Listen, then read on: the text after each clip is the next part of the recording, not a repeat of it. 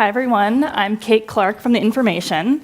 I am delighted to be here with Laura today to talk about the Cryptopians. Thanks for joining us, Laura. Yeah, well, I'm super excited to be here at an in-person event. I know, it's crazy. Laura is the host and producer of the popular crypto podcast Unchained, and she was a journalist for the past 20 years, a former senior editor at Forbes, and one of the first reporters to fully embrace the crypto sector and exclusively cover the crazy industry that is. So when you first did that back in 2017, did everyone think you were completely nuts? Well, little known secret, actually, your publication wanted to hire me, I think, to cover crypto, yes. Oh, no. Well, why didn't you join us? Well, because I was freelancing for Forbes, and they were like, oh, no, you're going to come work for us full time. And, I knew those editors, so I ended up just sticking with them. Well, I'm sad that you didn't join us, but... Yes, well... I still talk to Jessica, and and now we're working this way. Right, and here we are. Yes. So tell us a little bit about the process for this book. I think we were just chatting a little bit about this backstage, but writing a book is a very difficult thing, and you accomplished it, so congratulations. Thank you. When did you start working on the book? How much interviewing, how many hours, were you sitting down with people like Vitalik Buterin to get this book published? So I got the contract in the fall of 2018, but I actually don't feel like I really, in earnest, got into the meat of things until probably like 2019. And I remember, I think I did, oh my God, I remember this. I did a very, very long series of interviews with Vitalik it started on Thanksgiving 2018, and I skipped Thanksgiving with my family because Canada's Thanksgiving is on a different day, and he was like, this is the day I'm available. And I was like, okay, all right, I'm flying up there. So I remember we did like a 3.5 hour long interview that first day. And then over the course of writing the book, we did more in-person interviews. We also did more phone interviews. We also then were kind of like chatting on the regular. And so it was just like a mix of things. But, obviously, for this kind of book, especially for those of you who've read it, you'll see there are probably things in there that, certain people in the book probably wouldn't want others to know. And so there were moments when things got tense, and there was definitely a moment in time when he stopped talking to me. And so I could not get him to talk to me, and I had more questions. So I saw that he was going to be at ETH Denver. And so I literally was just like, all right, because he spends a lot of time in Asia. And I was like, okay, if he's going to be in Denver, then I am going to fly to ETH Denver, and I am going to show up in person. And yes, within 5 minutes of walking in, I see him. And so I walked up to him, could not ignore me. And so yes, he finally continued the interviews with me after that. And so I was able to get the information I needed. Yes. So anyway, I talked to like more than 200 people. And some of it was like people weren't super open to talking, and then others very much wanted to talk, were very open, shared photos with me that as you'll read in the book, there are some very kind of secret phone recordings I was able to get, where definitely certain parties on those calls would probably not want those to be public. And I was able to get videos and links to certain things. And I mean, there's just a lot of information that my sources shared with me. So yeah, I mean, if you've read the book, it is absolutely jam-packed with really amazing detail, obviously a ton of unreported scoops. I'm wondering how difficult that was for you to sit on you probably could have written 1,000 stories with what you have in this book. I know. Actually, it was really hard sitting on it for that long. Like for some of this stuff, especially, I was a little nervous, like, oh, what if this gets reported before I can reveal it in my book? Like, for instance, people who follow me on Twitter might have noticed this weekend, and even extending into now, I'm in this like Twitter spat with Charles Hoskinson, who's one of the Ethereum co-founders. And, you'll read in the book, if you haven't yet, that the people that were kind of like living and working with him at that time say, basically he let's just say he had a certain tenuous relationship with the facts, and like to nice way to put it. Exactly. So anyway, so he tweeted about my book that it was a work of fiction, which seemed kind of rich coming from him in particular. And what I had found out in the course of writing my book was that his claims about his education don't match up with the school's records. And so I tweeted to him, screenshots of his tweets where he said this thing about how he had been getting a PhD, but he dropped out of his PhD program. And, spoiler alert, actually the schools say he was enrolled as an undergrad and never finished his undergrad degree. And, one of the schools was like, we don't even have a graduate program in math. So anyway, so I tweeted all this at him, and now it's this huge thing. It was like massive. It's got like tons of likes on Twitter, and now there's a big Reddit thread about it and all this stuff. But I found this out like, I don't know, 2 or 3 years ago or something. And so this whole time, I was like, what if somebody else finds this out before me? And what if it comes out before my book? But it didn't. And frankly, I was worried that he might do something about that himself and like come clean before my book came out because, I just sent the fact checking on this like months ago.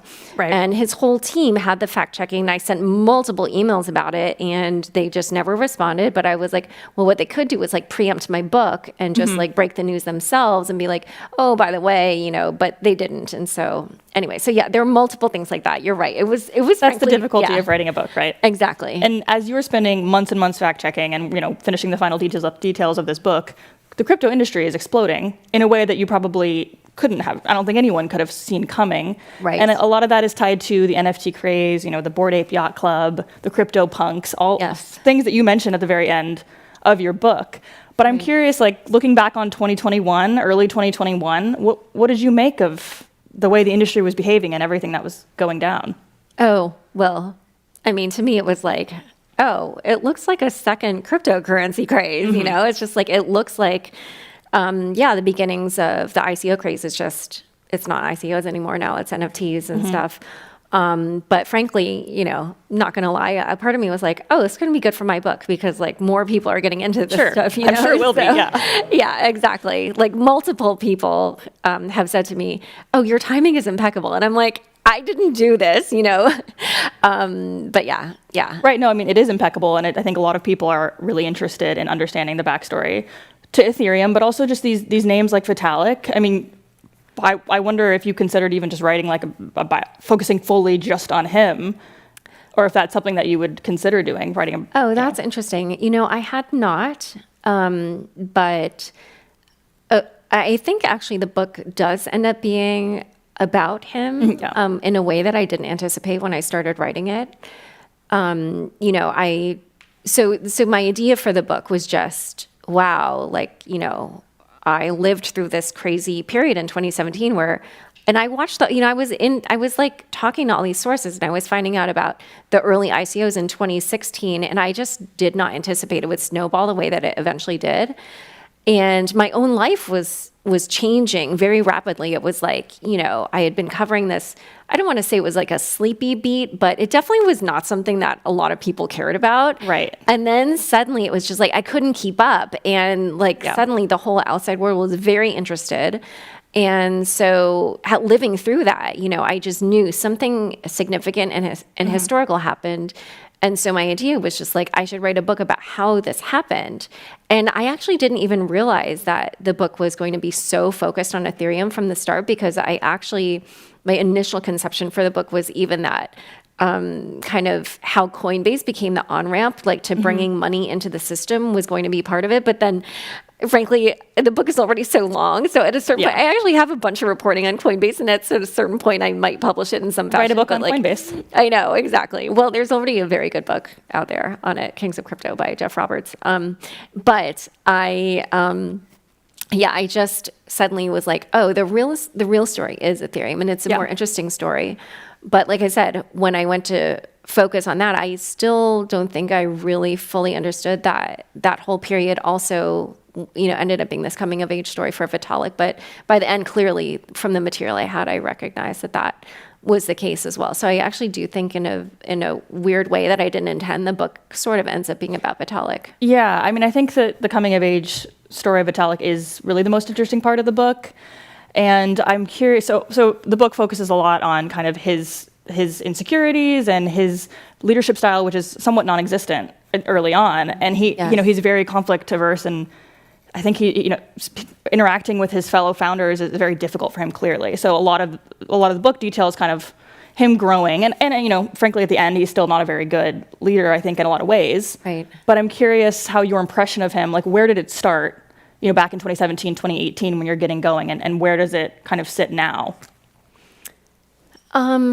Well, I do think he grew a lot during that period. I mean, just even watching the video from the North American Bitcoin conference in Miami where he first presented Ethereum, I mean, he's got like pimples on his face, and he's like literally, how old was he at the time? He was 19. I mean, he was days away from turning 20, but still, he just seemed like so much of a teenager. And it is true by the end, it's not like he's a great leader or anything like that, but he's definitely matured a little bit more by the end. And he, at least I think by the end, maybe recognized that some of the judgments he made early on about people were kind of off, and that like he needed to try to be a better judge of people's character. By the end, people, so again, sorry if you haven't read it, so there's a little bit of a spoiler, but at that point, like, he's kind of got more of just like trusted advisors around him. And it is true that that aspect also brings criticism on him, but I do think that it's sort of helped him at least cope with the fact that he was surrounded by all these opportunists, and it like just, I'm sure it, is happening even today. And so that's how he like vets things and, tries to just not have kind of what happened in the early days of Ethereum when he sort of let these unscrupulous people gain more power and influence than they should have. He, uses his trusted advisors now to prevent that from happening again. So right. I mean, he grows in his ability to take a stand for what he believes in a little bit. At one point, someone you interviewed says that Vitalik's views were like an inflatable dancing air doll flapping about in the wind. And these people that you talk to detail just how easily manipulated he was, which I found to be really interesting as someone who didn't really realize what his inner circle was like. So this created a really big issue early on because a lot of his trusted advisors wanted to create a crypto Google, as you described it, or a for-profit business, whereas he was adamantly opposed to that. But I still think he really struggled with being able to make that clear, right, to the people in his inner circle. Yeah, because, these other people, they were just older and sort of more forceful in their personalities. And he is the kind of person, he wants consensus. Like, in the blockchain world, you've probably heard, like, everybody values decentralization. And Vitalik really embodies that in a very interesting way. I mean, he really wants everybody to kind of come to consensus and for it to be a group decision. And so for that reason, I think that's another reason why he like wasn't so keen on just kind of imposing his will. But that then meant that the people who kind of had their own motives that were, even if they weren't like ulterior motives, they were definitely greedier motives, more self-interested motives. Like that gave them an opportunity to kind of, try to force things their way. And that's sort of what happened in the beginning. But, ultimately, I think he was able to assert himself, frankly, just because I think basically, you'll read it. Sorry to give all these spoilers, but yes, there was a group of people, they sort of kind of maneuvered this coup, which led to some of the people that kind of were more on the side of the crypto Google being booted from the project. Right, and early on, Vitalik chose not to be, well, I guess someone else chose to be CEO of Ethereum kind of early on. Vitalik's title was C3PO, which I really liked. But yeah, I mean, he wasn't motivated by ego, and all these other people around him are very much so motivated by money and ego and greed, and that's kind of a core theme of the book. Have you heard anything from Vitalik this week? Like, do you have any sense of what he thinks of the book? No, I have not heard from him. I think maybe we're in the phase again where he isn't talking to me. But I do know that when I did my book reading at the Strand last week, that the moderator for that event had recently spoken to him, and she said that they were having this great conversation. She was asking him about all these things. So for those of you who are more technical, like she was asking about wormhole bridges, and he was like happy to talk about all that. And then she said, "Have you read Laura Shin's book?" And he was like, "No." One word answer. So yes, I think, he probably has mixed feelings just because it does expose a lot. But I do know from other people in the Ethereum community, they have said for the parts that they live through, that they feel that my book is extremely accurate to their experience. So I feel good about that.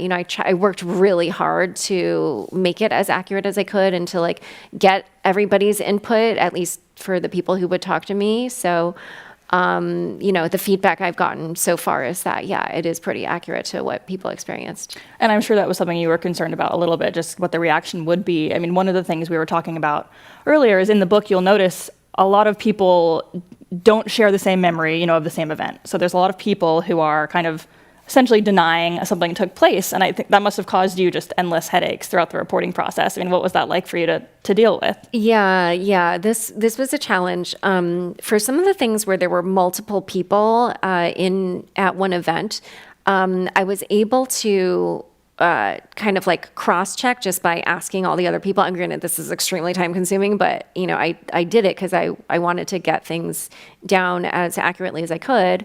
So that helped. But then also there were certain things like, so there's this one event that is named in the book as the Game of Thrones Day. And there was one person there who, so this event took place in Switzerland, and one person like never went to Switzerland except for this one event. So their memories were so much sharper than everybody else's, like just like where they had specific conversations and what was said. And just like, I mean, their memories were just like crystal clear because it was not being mixed up with any other memory of being there at that time. Whereas like there was this other group of, it was frankly a couple, and they kept saying, oh, at that meeting, this person was there and they said da-da-da. Okay, I checked with that person. He was like, I was in the US. I was moving across the country. I definitely wasn't in Switzerland that day. And I was like, oh, okay. So then I just realized, like, okay, they lived in Switzerland, so their memories are just all jumbled up with all the other meetings. And so then, like, through that kind of process of elimination, you can kind of figure out, like, what actually happened. And as you'll read in the book, for certain things where I just couldn't really square it, you might get, like, one version, and then it might be like, other people don't remember this or whatever. Yeah. And so, I would caveat things like that. But it's the reality of writing a book. I think people don't realize is just not only how much interviewing and countless hours you're sitting with these people, but then how much denial you're going to get and how many people you have to go to fact check. And one of the people at the center of this book who is somewhat torn apart by the people you've talked to is Ming Chan, who was an early executive at the Ethereum Foundation. The executive director, yeah. Yeah, she was the first official executive director. So she is someone in this book who was very important to the foundation early on, but who was pretty despised by a lot of her colleagues and who people felt was also manipulating Vitalik into doing the things that she wanted. And it was just someone who I'd never heard of. I read the book and was really surprised at just how central she was to this story. When you went in early on starting this process, did you have a relationship with her? Were you familiar with her? Did you expect her to be a center of this book? So I had heard in 2017, people wanted her out. But for what that is, that's just like the tip of the iceberg, because definitely when I went to report the book, I did not know the extent of all that and like how it had been building over years. And this is, stuff that I learned in the reporting. So, when I went to go write this, I really did not know at all just how much that particular storyline would be such a big storyline. But, many, many people spoke to me about that whole situation. And, one thing that was a little bit difficult in the beginning was just the way people spoke about her. It was so extreme that it seemed almost unbelievable. And so eventually when I was able to get a lot of her, texts in the chat logs and stuff like that, and you're hearing her in her own words, then I started to understand because, then just seeing the way she was, writing these text chats. Providing you the evidence you needed. Exactly. Yeah. Then I got a personal sense of what it was like to interact with her, even if it was just through that. And ultimately, you'll read at the end, we did not ever speak. So, I mean, she did send me an email at one point saying she couldn't do an interview at that time, but then after that, she just never responded. So yeah, I did not know when I went to write this just how big of a storyline that would be, but it's kind of the central. Definitely, and it came as a surprise. I mean, there's many things said about her. One of them is, You could literally put her on mute and unmute her 30 minutes later and just say, yeah, occasionally, one developer would later recall. So basically, she would call people up and she would vent for hours, including Vitalik, who was a pretty important person at the time, who I imagine was busy. What else would she do? Why else did she develop such enemies on the Ethereum Foundation team? Well, yeah, this is definitely getting into.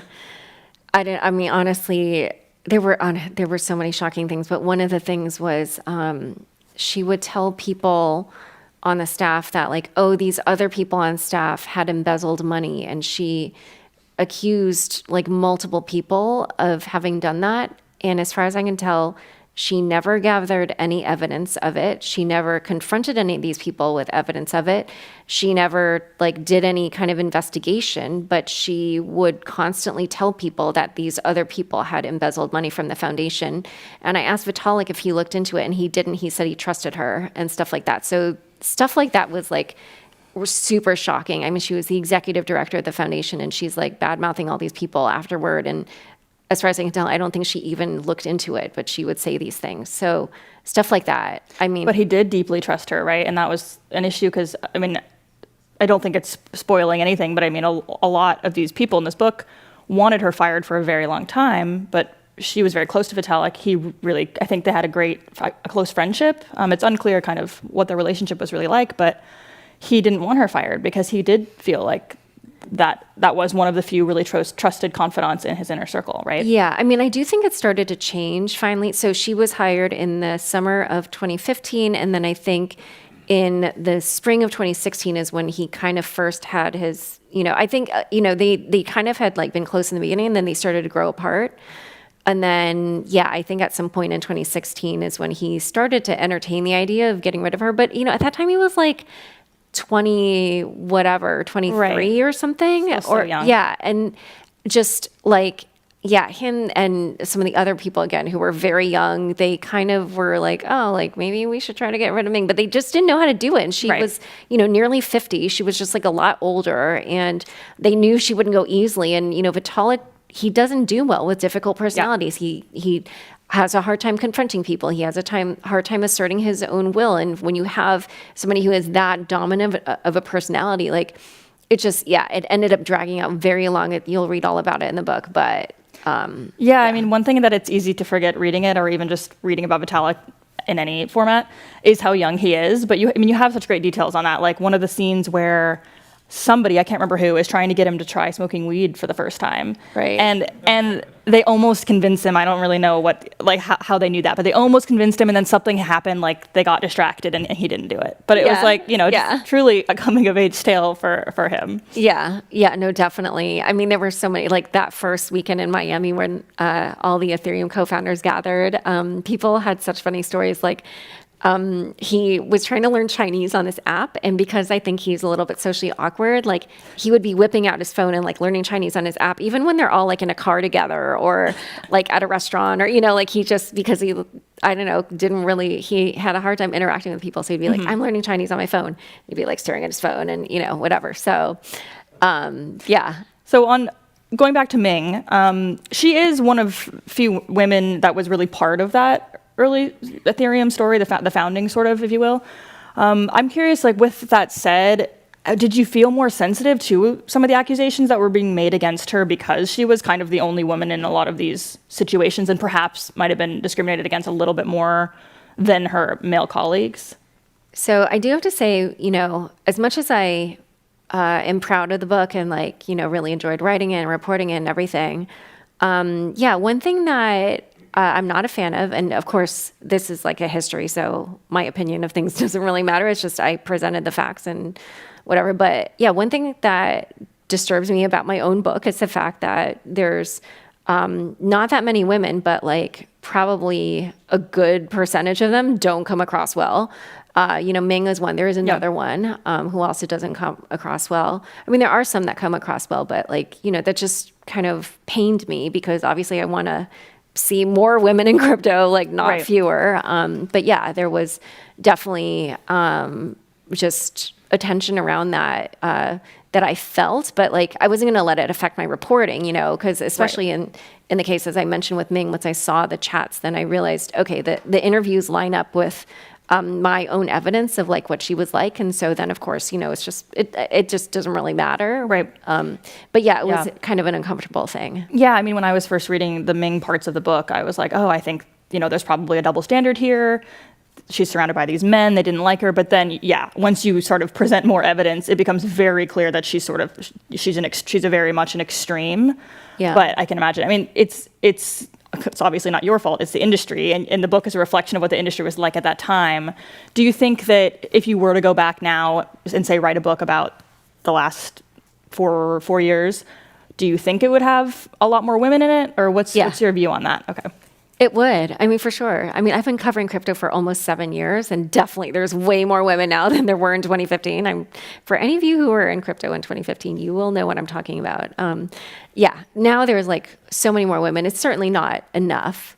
There definitely could be a lot more. I mean, obviously, because I think for like any conference you go to or even if I look at the subscriber list on my newsletter or whatever, just like it's very obvious that it's like mostly men, but there's so many more women and it's fun. And I feel like with NFTs, that's kind of drawing in a new crowd. And so my personal feeling is like, we're not going to have mainstream adoption until women are into crypto, just because, I don't know. I feel like even now, if I talk to strangers and we end up talking about crypto, like they just have this view of it where it's like this other thing and it's just like only guys are into it or, whatever their stereotypes are. Mm-hmm. So I feel like only once you have kind of a broader group of people will people sort of accept it more. Yeah, and it seems like it's improved a lot in terms of gender, but I was just at the Ethereum Denver conference a couple weeks ago and, still maybe not, I mean, if I'm being generous, 80% male. Yeah, probably 90 though. Yep. Yeah. And also, I just want to remind everyone to write questions on your cards and then send them up this way so that when we get to questions in about 20-ish minutes, I'll have them here.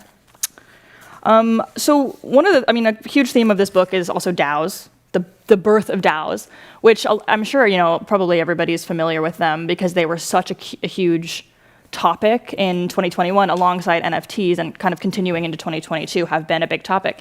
Like for me, from where I sit, I heard of them, I think probably for the first time last year. Wow, okay. Yeah, I was not, I'm not a crypto-focused journalist covering venture capital. Hadn't really come up. I can't really remember, but then the Constitution DAO sort of made everyone in the world pay attention. But, then I'm reading your book and you have, is it 2017 is like or what year? 2016. 2016 is when the DAO. Exactly. So yeah, I mean, what do you recall about when you first started hearing about DAOs, and did you think, oh, wow, this is something that's going to really stick and make a huge impact on the crypto industry? Oh, wow. So I don't remember when I first heard about DAOs.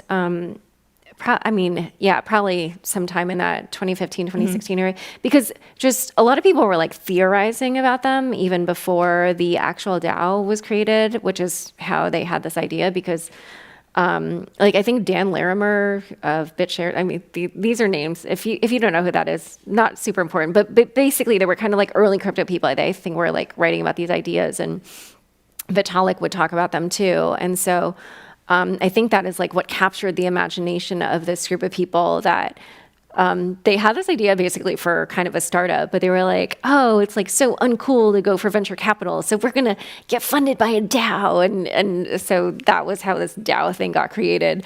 But yeah, I honestly will have to say that I have been very fascinated by DAOs kind of from the beginning. And just, sometimes in interviews, people will be like, oh, what are you most excited about? Or what are you keeping an eye on? And for sure, for me, it's DAOs. Like that for me is the thing. More than NFTs, more than DeFi. Like I'm just very interested in DAOs because Bitcoin was the first DAO. And so for people who don't know, a DAO is a decentralized autonomous organization. And what it means is like, the way that Bitcoin, now has become this asset worth roughly $1 trillion, but has done it without like a CEO or without a board or without hiring employees. Like, only certain companies in the world become big enough that they have like $1 trillion market cap. But Bitcoin did this without any executive direction. It's kind of amazing. And it's just like, Bitcoin has incentives built into the coin and it like incentivizes these different behaviors on the network. And so that's basically what a DAO is like, this decentralized crypto network. Usually often the token holders will use the token to govern, like they'll do voting and stuff like that. But yeah, I'm very interested in DAOs. However, the original DAO, I don't know if I would really credit it as being a DAO, especially because it never really got off the ground. But yeah, that ends up being like a whole saga in the middle of the book. Yeah, the DAO, right? That there's a lot of drama surrounding DAOs. I would not have believed it if, like a year ago, you would have told me I would be this interested in reading as much of these details about these DAO wars. But it's incredibly interesting, and you'll have to read the book to learn more about that. But part of the ICO craze that was an issue is that it kind of tainted the public's view of the crypto industry because there was so much fraud. Now in 2021, 2022, there are a lot of DAOs, whatever that. I think a lot of people can't explain what they are. So there's a loose definition there. Yeah. And there are a lot, and the same goes for the NFT space. Do you worry now? I mean, as somebody who you're covering this industry, of course you want people to take it seriously. Do you worry about what the impact of those buzzy trends might have on the legitimacy of crypto? No, I don't. I mean, honestly, yeah, just I guess as a reporter, it's like whatever happens, and I'll like cover it after, So honestly, I mean, yeah. Hopefully no crypto people will like think I'm like actively rooting for things to go wrong. But when things go wrong, that's a good story. You know what I'm saying? So like, well, there's clearly been a lot of fraud going, I think, personally, with the NFT boom. I mean, the amount of capital that went in 2021 versus 2020 is hilarious. I can't remember what the stat was, but it was like 150 million versus like 22 billion.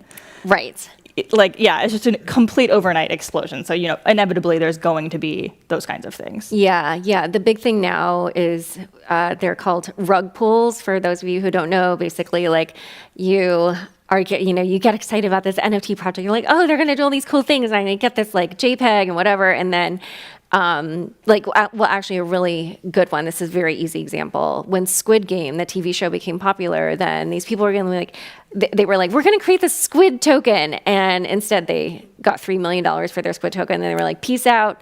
And they like closed down the whole thing and they just took the money and ran. So that's a good example of a rug pull. Right, exactly. Yeah. That's definitely happening quite a bit. Yes. So you said clearly that you were a big fan of DAOs. You're really interested in the innovations there. What are some other areas that are really interesting to you now that you've finished the book and you probably have more time to kind of think and explore other areas? What is really interesting to you? So I actually just want to expound on DAOs a little bit more.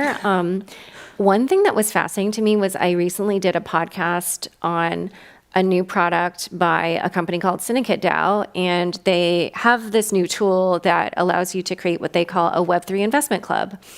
And a Web3 investment club is 99 people or fewer, and that's because if it's more than that, then you will be regulated by the SEC. But basically, they're what they sound like, investment clubs. So it's just like a group of friends, and then maybe they have a wallet or like a multi-sig, it's called, which is a wallet that maybe there's like 5 people who are approved to sign a transaction, and then any 3 of them will be used to actually make the transaction happen.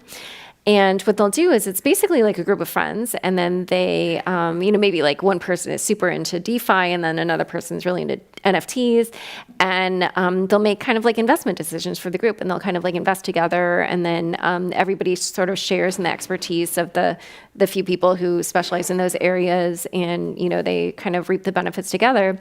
And speaking, about your question about women, one thing that was fascinating is when I did the interview, they said, for the initial cohort of Web3 investment clubs that we're launching, half of the groups are either all female DAOs or led by women. And they were like, we didn't plan to do that. It just naturally happened. And we only realized it when we went to launch. And I think what's so cool about that is, I asked them, well, how do you think it happened if, you didn't intend for that? And they said, oh, well, we just think that it's sort of like mission alignment. This idea of kind of a Web3 investment club where it's like for the group, and it's very much about sharing the gains with everybody, and it's not like so competitive. And so they sort of just naturally found kind of like these female VCs who were interested in this and stuff like that. And so I just find that fascinating that like in this very natural way, they were getting more women involved.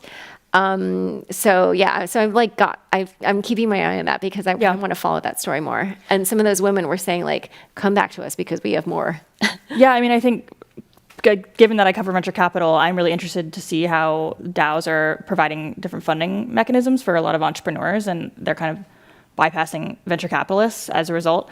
I'm curious, at ETHDenver, one thing I noticed after talking to a lot of entrepreneurs there is that like they don't want to work with VCs. They're not really interested in working with like the suits and whatever they call them. Yes.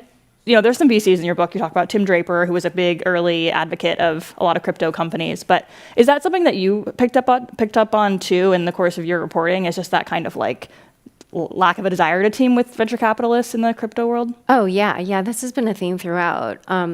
So for those of you who are in crypto, you might know about these debates. Like in 2019, they were calling it fair launch coins versus VC coins. And what that means is the VC coins were ones where like the early development of them was funded by VCs.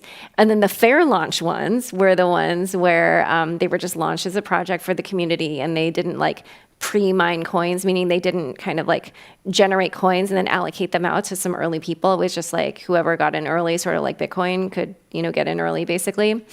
And then now in the last, I don't know how long this has been going on, maybe the last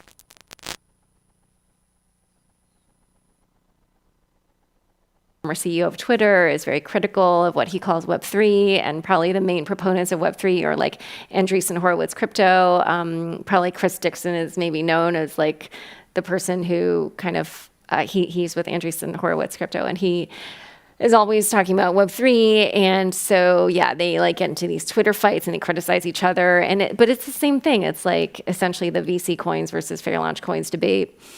And you will read, that's why the people who had this idea to create the DAO in the book, they didn't want to get VC money because that's not cool. And so they were like, we're going to get money from this DAO. And What do you make of, you just mentioned Web3, what do you make of this Web3 movement? Because that too, I know the term Web3 was being used for many years, but not until very recently has it become at least in my bubble, a household term. Yeah. And I think it's just like a marketing term, it's like, they were using the word Web3 even back, the years that my book covered. But I feel like now it's sort of a rebranding of crypto.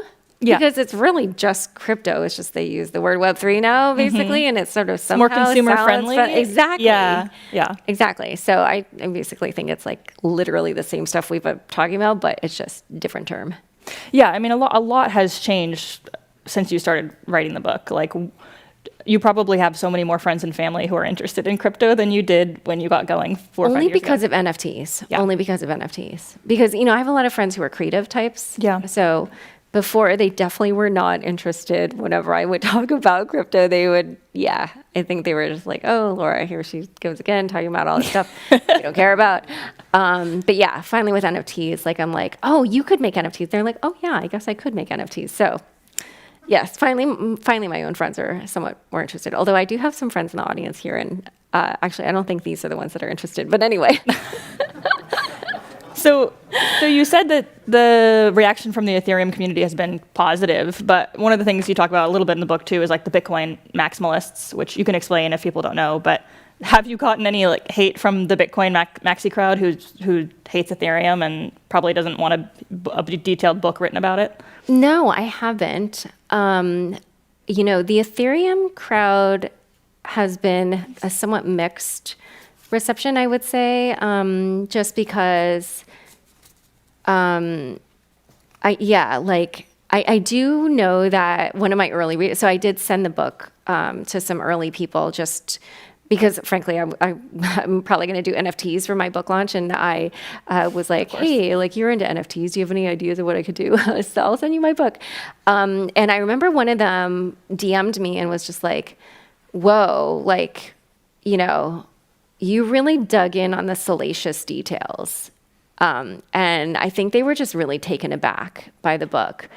But then I have heard from them since, and I think they've come around and like actually they realized, oh, well, it's actually really meaningful and positive that Ethereum has gone on to achieve so much despite all of the craziness that, you know, was part of the early years. So, but I do think, you know, I think it's shocking for people that, especially if they're very pro Ethereum, and I don't know if, yeah, maybe they don't like all this news being aired, but, you know, I've said this before, like I wrote this book kind of as a historical document. I was just thinking about people 100 years from now, you know, they're going to want to know like what happened at this time, because I personally think that all this technology is just going to change things. And I think it's important to know what really happened. And so I wasn't going to sugarcoat things or like even, you know, because obviously I have a podcast to think about. And so a part of me was like, well, I guess if I pull my punches, then maybe I can like retain my access from a podcast. But like, I just wouldn't do that, because then the book wouldn't be as good. And like, it wouldn't be a very accurate historical document. And like, and frankly, who cares about my access? Like, I'm the only one who cares, you know? And I was like, I can still talk to other interesting people. And so I just was like, I'm just going to do the story as accurately as I can and not care about any of that. And like, just really try to make it, yeah, what really happened. Yeah, I mean, those details are what make the book, and feeling like you're inside those rooms. Yes, there are salacious details, and those are really interesting. And I think like if it happened, it's part of the story, and not just the salacious details, but like I think people will be surprised at how much in the early years they were kind of just running around like chickens with their heads cut off, like didn't like so little strategy, so little like alignment. Like that was something that I found to be one of the most surprising things.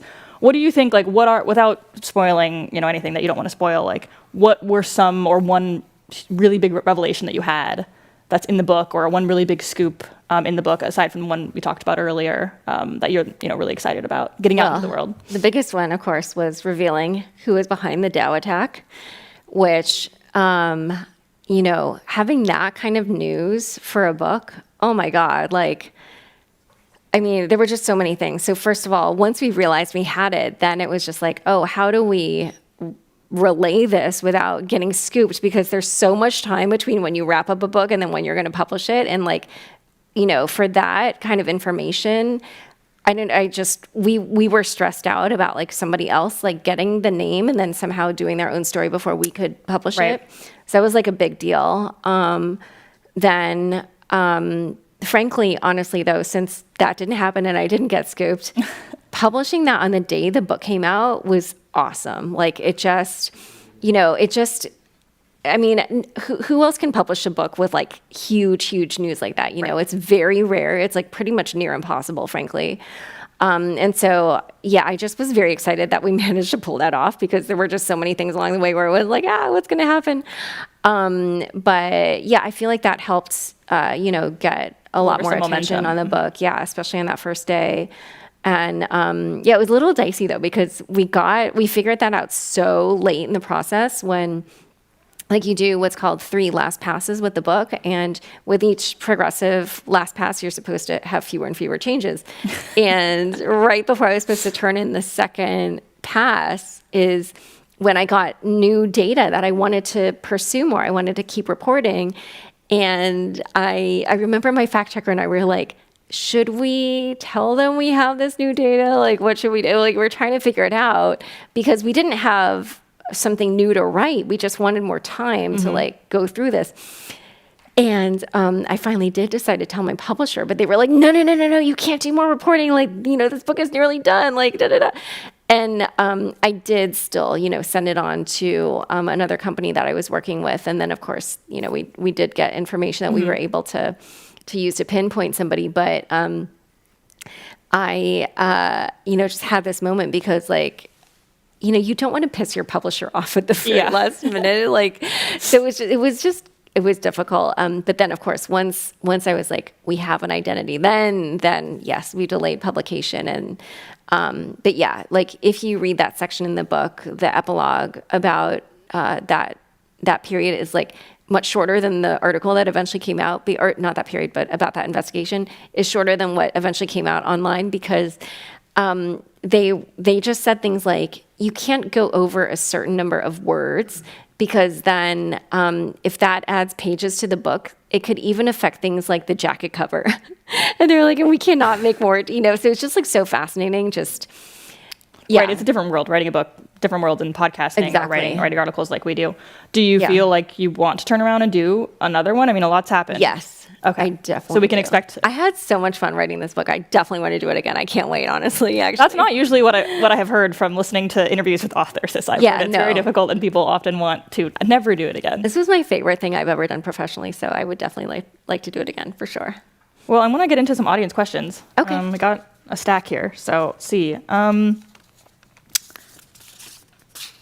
Is it tough being a woman in tech journalism? Sometimes. Something that's interesting is, at least in crypto, like something I've noticed is people will recognize racism like when they see it and they'll call it out. I've had moments on Twitter where, because I'm not, as much as it might seem like I am on Twitter all the time, I am actually not. So I remember one time I logged in and I suddenly realized somebody must have said something racist to me, because all these people had already piled on that person before I even noticed.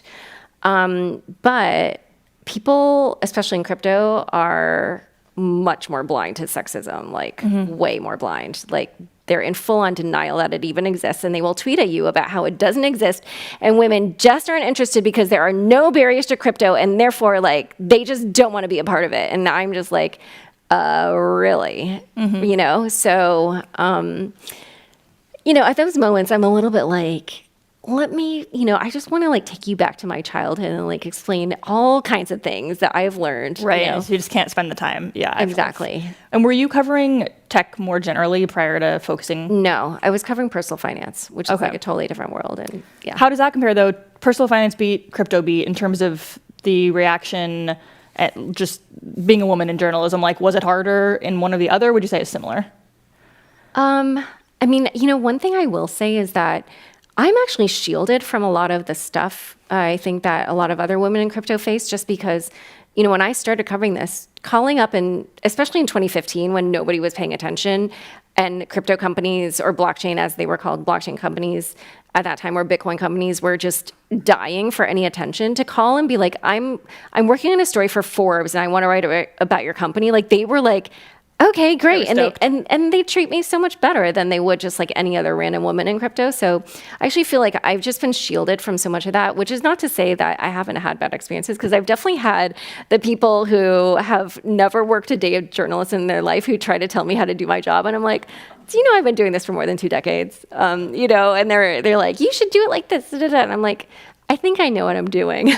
So, I'm sure. Yeah. Any woman journalist on any beat, I'm sure, is getting that. That's certainly something I have experienced myself. Is there a crazy story or experience that didn't make the book that you wish did? Oh, Good question. That's a really good question. I will have to think about that. You said but when we were chatting backstage, you had so much just on the cutting room floor, right? Just details and Yeah. you mentioned Coinbase early on. How did you make that decision about what to cut, and how much did you have? I have to left over? say, the whole Poloniex story, I almost cut, just because it does feel very random. But I was also a little bit if I don't include this in here, then, because Poloniex was just, how they always say, you can never time your buys and sells, but they definitely timed the market, and they sold at the top, and they just sort of, they made off the best of anybody in terms of that whole mania. And so I just sort of felt I got to include it. And they were the exchange where, it was the top exchange for trading ETH. Mm-hmm. But yeah, it just felt a little bit random to work in. But honestly, yeah, I can't think of any off the top of my head. You kept the really good stuff in there, so. Yeah, there were honestly, the one thing that was a little bit annoying was as I was definitely getting very close to the end, there were a bunch of people that came out of the woodwork and were like, oh, I heard you talk to so-and-so. Do you want to talk to me? And I'd be like, I would have talked to you before if you had responded to my 10 emails before. And I did manage to, have just a few lines from certain people that came in at the very last minute. But I can't think of anything. I can't think of anything. I can think of, though, materials that were promised to me that then people did not deliver on, and how I will just say, so yeah, this is such a funny story. I have to tell this story. And there was one source who did not speak to me for years, even though I reached out multiple times. And then I don't know what happened, but suddenly they were like, okay, I'm going to talk to you. And then it was like texts all day, like emails all day. Like they were, talked for me for hours on the phone, like just were giving me tons of stuff. And then they were like, I have a hard drive with all the information from da-da-da-da-da. And, they like promised me this hard drive. So then we scheduled a meeting to go over the contents of the hard drive. I show up to the meeting and they're not there. And then I'm texting them like, hey, where are you? Whatever. And I realize I am blocked on every single platform. They completely ghosted me. I was blocked on email, on every single chat app. And this was after, I was like, what? I have no idea to this day what happened. All I know is that eventually for fact checking, I did not communicate to this person. My fact checker reached out and they spoke to my fact checker.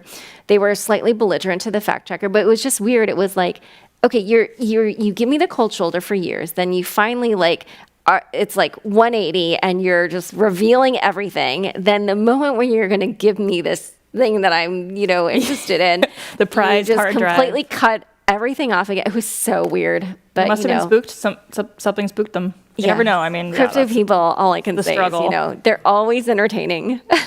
So. If you had to make a guess, what would you say is going to be the next space to go mainstream via crypto? Essentially, what will be the next what will be the next NFT craze? Oh, I think DAOs.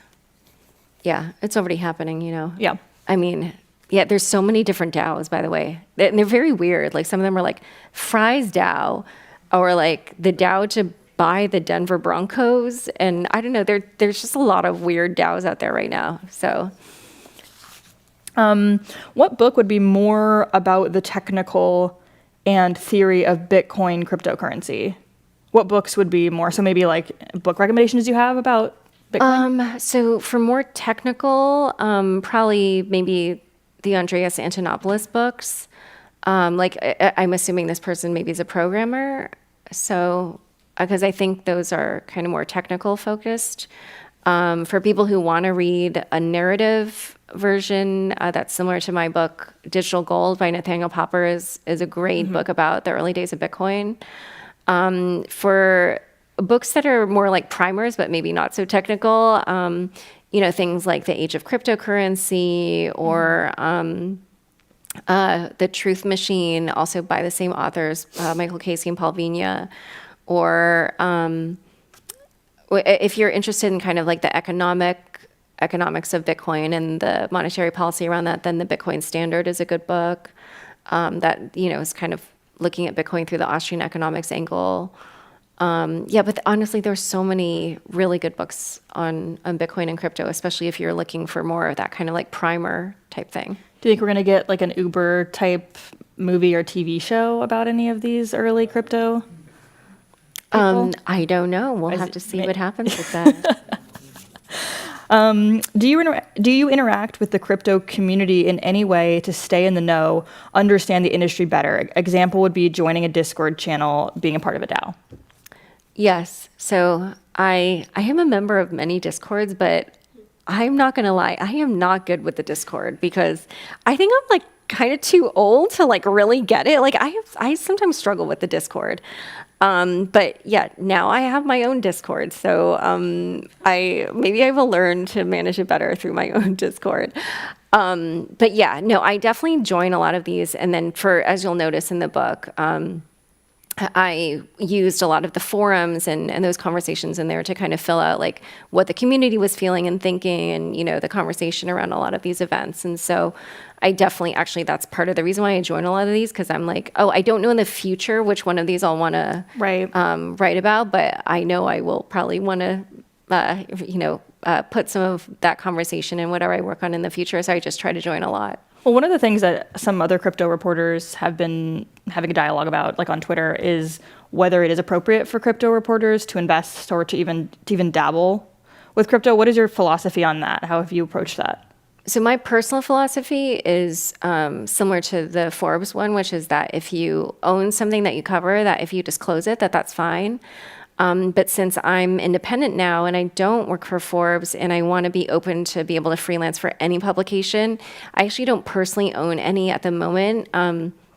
My business actually owns a little bit of ETH and Solana just because I had to buy my domain names, my Ethereum domain names. It's like, so instead of like a random string of numbers and letters, I can have laurashin.eth and people could like send me their NFTs or whatever they're sending me. And I just did that because I get so many imposters like on every channel. And if I don't secure those kinds of things, then people could scam other people. So I bought ETH for that. And then I now have some ETH and Solana for these NFTs that I plan to launch for the book. Aside from perhaps Ming, what were the people you really liked to have interviews for the book? That I didn't get to Yeah, I interview? think what people would you really like to interview for the book that you didn't? So that's a good question because I'm just trying to remember who didn't speak to me. Well, as you know from my Twitter spat with Charles Hoskinson, so I only interviewed him one time, and then he didn't. So then he agreed to do this follow-up interview with me, and it was like multiple people were supposed to be in the call, and they all ghosted me, like nobody showed up. So then I emailed multiple times about that, but then they didn't respond. So then I just sent them the fact-checking, and I sent multiple emails with all the facts that were going to be about him in the book, and no response. And it was like multiple emails that I sent it to, and again, just nobody responded. But to have his perspective would have been great. Frankly, just for anybody who didn't speak to me, like having their perspective would have been good because that's just my personal opinion is that like, especially if people are saying negative things about you, it's good to just have your voice be heard in that. So you'll notice there are multiple people, that took that opportunity. And I personally think it like makes the story better. Like, people are criticizing Anthony or Joe or, whatever. But they have their voice included. And right. That's my personal opinion is like, that's good because then people understand what their perspective is. For people who don't have a lot of knowledge on crypto, do you have some suggestions for resources where they can learn more about the industry and investing and all of that? So probably for more beginner types, I actually do recommend my podcast. I'm not just saying that in a self-serving way, but because like people on my surveys will say things like, oh, you go deep, but you also always explain things. And so I know that I can feel comfortable sending your podcast to any of my friends who don't know anything about crypto. So I've just had people say that to me personally, like I said in my surveys. So I know that my listeners feel that way. But there's also right now this really interesting new website, I guess it's like Rabbit Hole, and they, I think, kind of do education and teaching people like how to use the stuff too, which is really cool. A16Z has what they call the Crypto Canon, which is a really good list of resources. And if you kind of maybe you're interested in slightly more technical things and especially Bitcoin focused. I know Jameson Lopp, Lopp, has a good list that he keeps.